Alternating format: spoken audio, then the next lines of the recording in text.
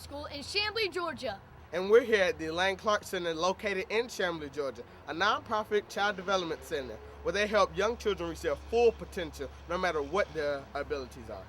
This fall, we learned that this building where miracles happen every day is in terrible disrepair. And we decided to do something about it. We're Teens for Tots, and we volunteered, raised supplies, gathered money. But the one thing we can't do by ourselves is give them a safe environment to learn and grow.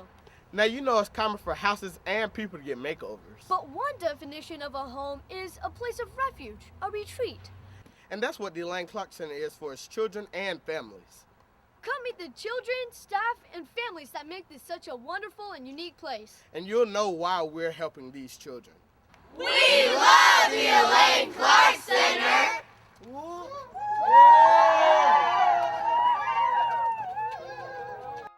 In the mid-1960s, Sister Robert Therese of the Immaculate Heart of Mary Catholic Church began tutoring little children with developmental disabilities. At the time, these children weren't able to attend regular school, so their parents raised money to open a new independent school. This was all done out of appreciation for Sister Robert, and so she decided to leave the Catholic order and become the school's executive director. One of the students, Elaine Clark, was a severely hearing impaired girl whom Sister Therese taught to read. In 1969, Elaine died in an accident. She was only 7 years old. So they named the school in her honor. The Elaine Clark Center is an inclusive early intervention center for children with special needs. So basically we work with children that have special needs.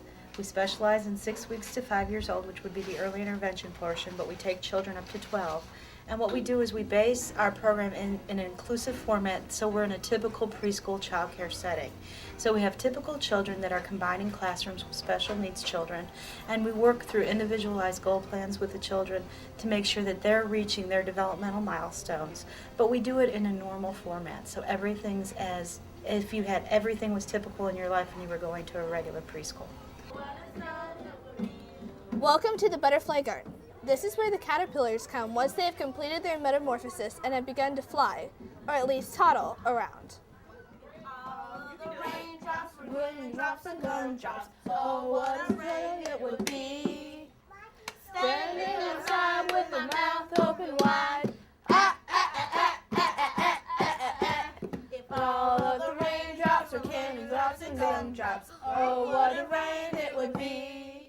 Flitting and sometimes dancing around their classroom, the hummingbird's laughter fills the hallways of Elaine Clark Center. Come on, Celeste! Go to the left. You go, girl! See, I'm being abandoned right now. Here's the room with the flock of graceful flamingos. With their boundless energy and love for learning, these guys are getting ready for pre-K and kindergarten. What are you doing? Oh, you gonna make an egg?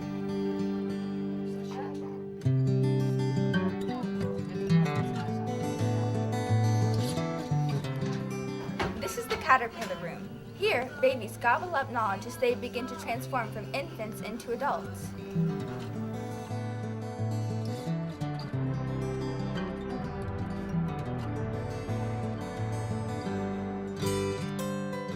As cute as their namesakes, the ladybugs don't do much crawling.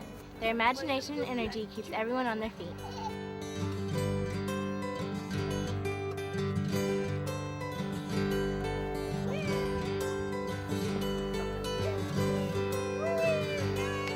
And this is the room of colorful peacocks, strutting their stuff.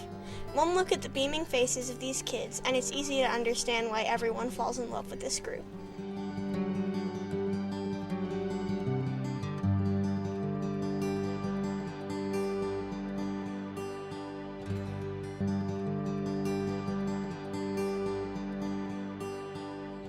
Our son Aiden, he was diagnosed prenatally with a congenital diaphragmatic hernia, which means his diaphragm was missing and all of his intestines, including his liver, his stomach, his spleen, everything was up in his chest cavity, and his lungs were underdeveloped. So he was born with with actually no chance. So when I decided to go back to work, finding a school was a really tough choice. And I thought I was going to break down, every single day. And as soon as I found a Lane Clark Center, and they heard about his diagnosis and they met him, they were immediately excited about welcoming him into the school. In Miss Lee's class, we do normal school activities, but in fun and crazy ways to make it more fun for school.